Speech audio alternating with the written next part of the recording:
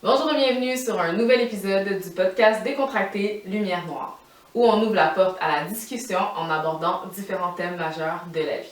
Mon nom est Shana et j'anime le show avec Joël. Salut tout le monde. Et aujourd'hui, nous parlons des différentes lignes de crédit et de leur impact sur notre vie. Donc, restez avec nous si vous voulez savoir comment est-ce possible de gérer convenablement son crédit.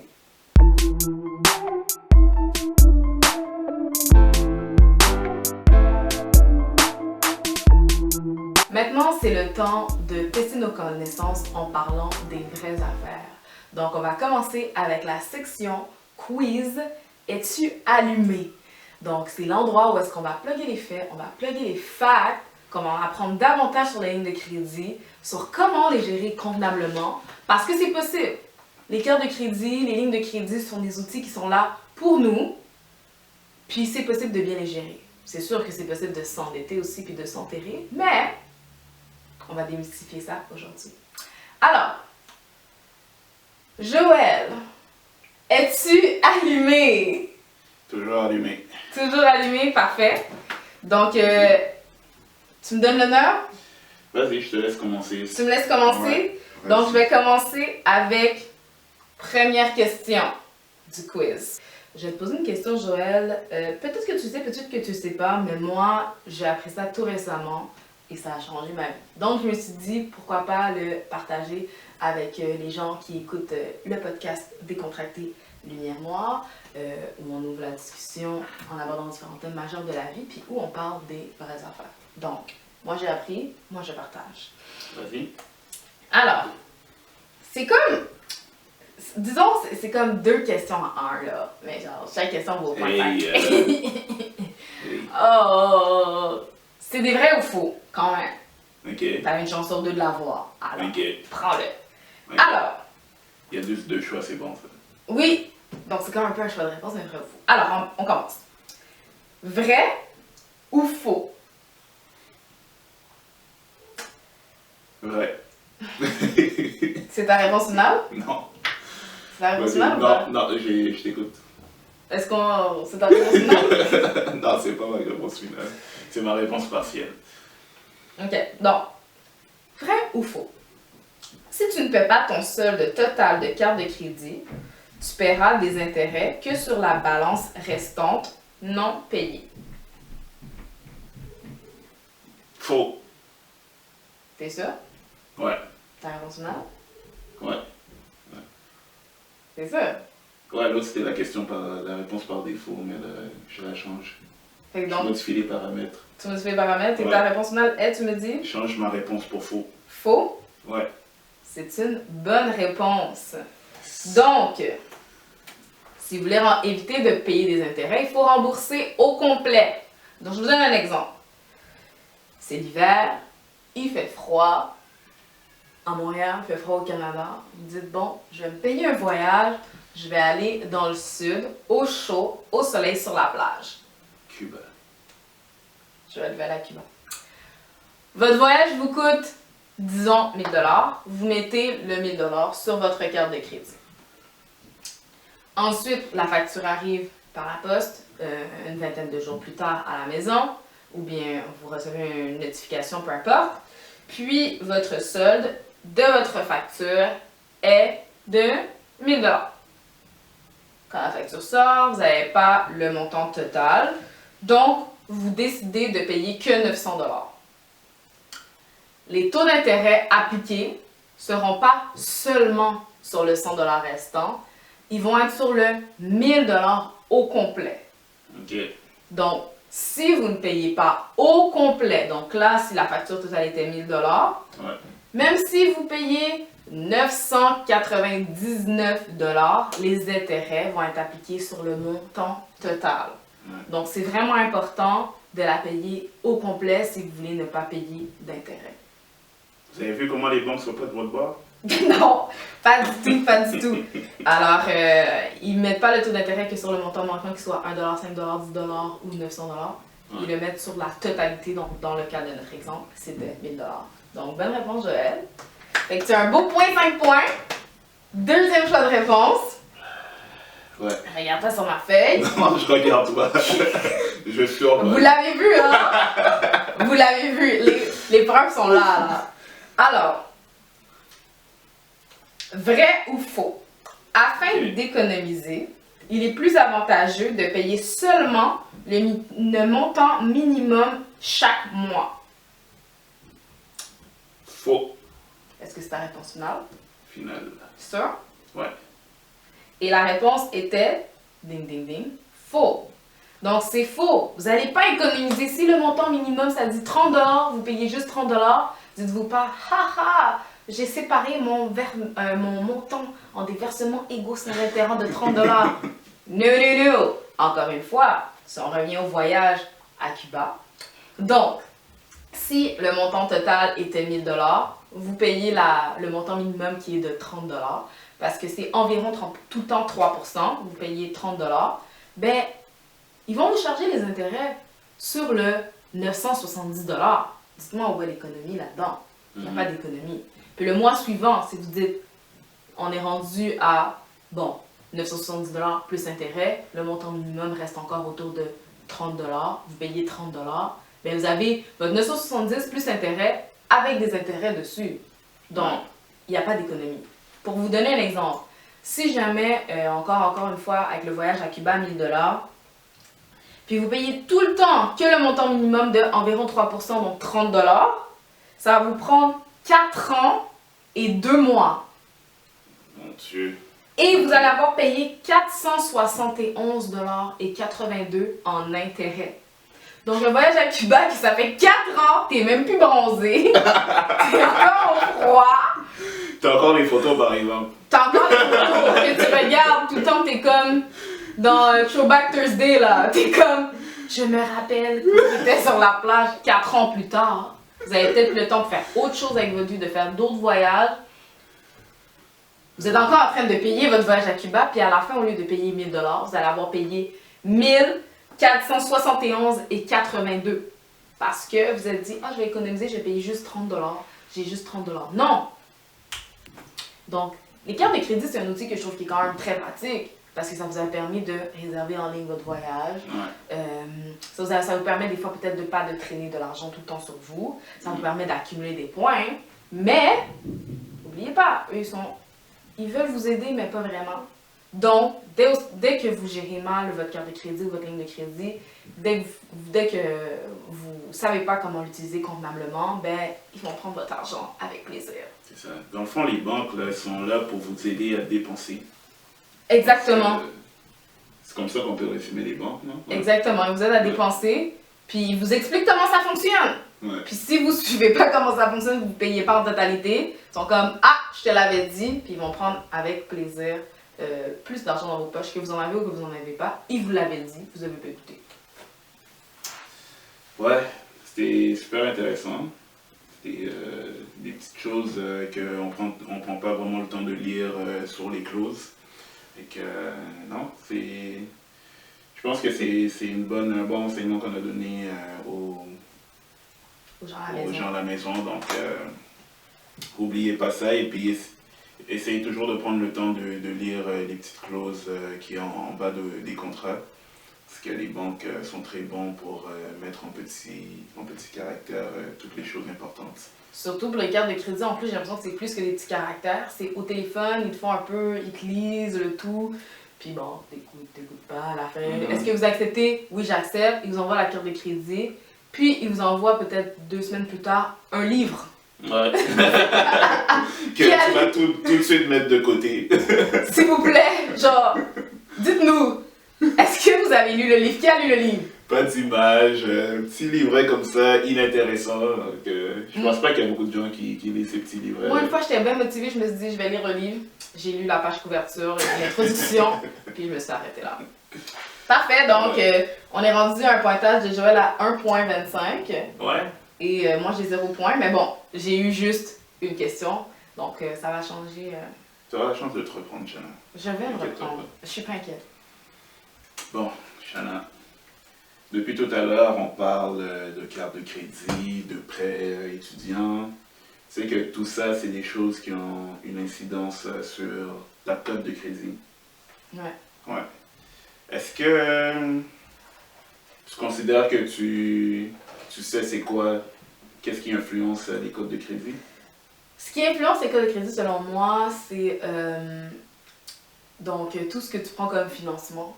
Donc, si tu vas dans un magasin, tu achètes une télé et tu la prends sur financement, ben, ça a un impact sur ta cote de crédit. Ouais. Le paiement de tes factures, donc toutes les factures, que ce soit Hydro-Québec, que ce soit ton téléphone cellulaire et tout ça. Tout ça, là, on ne l'associe pas nécessairement comme à un crédit, mais c'est lié. Je pense à tout ce qui est, dont là on parle de ligne de crédit ou ligne de crédit, parce que c'est des paiements qu'on doit de l'argent. Fait que je pense que ça affecte. Puis tout à l'heure, tu as mentionné aussi les demandes de carte de crédit, ça affecte ta cote de crédit. C'est ça, je sais que tout ça affecte la carte de crédit. Puis je sais que pour avoir une bonne cote de crédit, il faut que tu sois comme en haut de 700. Il me semble dans ma tête, c'est comme un chiffron là, que je sais. Puis, Environ ça, ouais. Ouais, en gros, je pense que c'est ce que je sais. Sur les codes de crédit, tu peux demander à le faire vérifier, mais il me semble que si tu le fais vérifier, ça affecte ta cote de crédit. Non. Il y a les deux agences qui surveillent les codes de crédit, TransUnion et Equifax. Non, si tu fais une demande juste pour avoir le rapport et puis ton score, je pense pas que ça ait une incidence sur ta cote. C'est vraiment lorsque tu fais des demandes de ligne de crédit, c'est là que ça a une incidence, mais juste avoir ton rapport, non, c'est payant, mais ça n'affecte pas ton score. Bon, ben, je vois que tu t'y connais un petit peu. Ben oui, tantôt je m'y connaissais un petit peu aussi, mais j'ai pas eu la réponse. Mais là, t'en as donné 2-3 qui étaient dans les choix de réponse. Mais là, ce que je veux tester, c'est si tu connais ceux qui ont le plus d'impact sur ton score. Ok. Donc, Shana, Yes.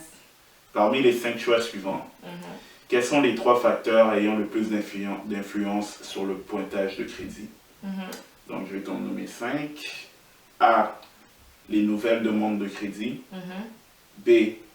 L'historique de paiement. C. Le solde qui est dû sur une ligne de crédit par rapport à sa limite. D. L'âge des comptes bancaires. Ou E. Le nombre et la variété des créanciers. Tu dois nommer les 3 qui ont le plus d'impact. Les 3, ok. Ouais. Je me rappelle qu'il y en avait un sur les factures impayées, quelque chose comme ça. B aussi, c'est quoi? Sur les factures impayées, le solde qui est dû sur une ligne de crédit par rapport à sa limite. Non, celui avant.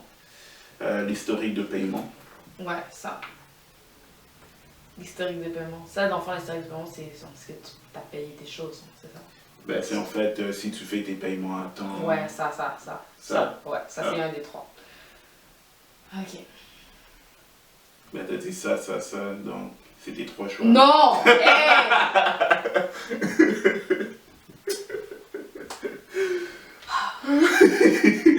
Je suis concentrée là. Ensuite, Okay. tu fais sabotage, opération sabotage. Non, j'essaie de bien comprendre. Parce que là. Ok, Joël, bon.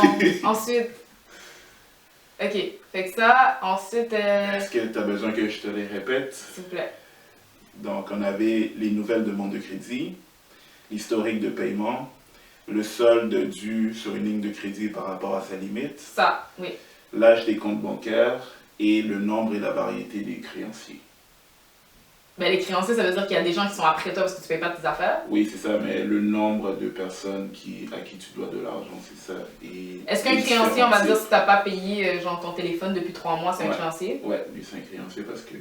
Okay. Je dirais le créancier, puis je dirais aussi le solde par rapport à la limite. C'est mes 3. Est-ce que c'est tes 3 choix finaux? Ouais. Sûr? Oui. 100%? 100%. Malheureusement, tu n'auras pas 100% cette question. Le shade! T'en as eu 2 sur 3. Bon, c'est quand même 0.66. Donc, ouais, 0.66, mais... Tu vois, j'ai la moitié de tes points, t'as 1.25, j'ai 0.66. J'arrive. Donc, en première position, tu l'as bien eu, c'était l'historique de paiement. Ensuite, il y a le solde qui est dû sur une ligne de crédit par rapport à sa limite. Donc, il faut toujours essayer de rester en bas de 50%, idéalement 35% de la limite. Puisque là, à partir de 50%, c'est là que ça commence vraiment à avoir un gros impact sur ta cote. Fait que les deux, en plus, je les ai donnés dans l'ordre, les deux familles. Je vais avoir des extra points. Points bonus. Malheureusement, il n'y avait pas tout ça dans ma question. Donc, tu vas peut-être te reprendre pour la prochaine. Et en troisième position, on avait l'âge des comptes bancaires. Ah ouais, je savais pas. Ouais, donc plus que ton historique est long avec ton compte, donc mieux c'est pour toi parce que dans le fond, si tous tes comptes sont assez récents, c'est que tu es nouvellement sur le marché, donc les gens ils s'attendent pas, ils peuvent pas savoir si tu as un historique de paiement qui est adéquat. Okay. Donc, dans ce cas-là, ça va être un peu plus difficile d'aller faire des prêts et tout, puisque on ne sait pas si tu es un bon payeur. Ok, mais c'est l'historique de... Est-ce que c'est avec une banque ou un créancier en particulier ou bien... Ben, c'est ça, que tu as un historique, par exemple, si tu avais une carte de crédit depuis 5-10 ans. Ok. Ou sinon, si tu as ta ligne de téléphone, mais qu'elle a toujours fait tes paiements à temps. Puis tu es toujours avec, disons, la compagnie téléphonique depuis longtemps, ben eux, ils ont des preuves que tu payes vraiment. C'est ça, exactement. Ok. Donc, juste pour survoler un peu tous les choix de réponse, on avait l'historique de paiement. Ouais. Donc, il faut toujours faire ses paiements à temps. C'est super important. Et respecter les 30 jours de délai qu'on vous accorde généralement. Puisque dès que vous manquez un paiement, c'est noté à votre rapport de crédit. Donc, on va voir que vous avez oublié de payer votre téléphone, par exemple, durant telle période. Donc, faites très attention à ça, surtout les comptes cellulaires, les comptes dans les compagnies de téléphonie. Des fois, on essaye d'allonger un petit peu les délais, mais c'est pas bon puisqu'ils vont tout de suite envoyer une note à votre dossier pour dire que vous avez manqué le paiement.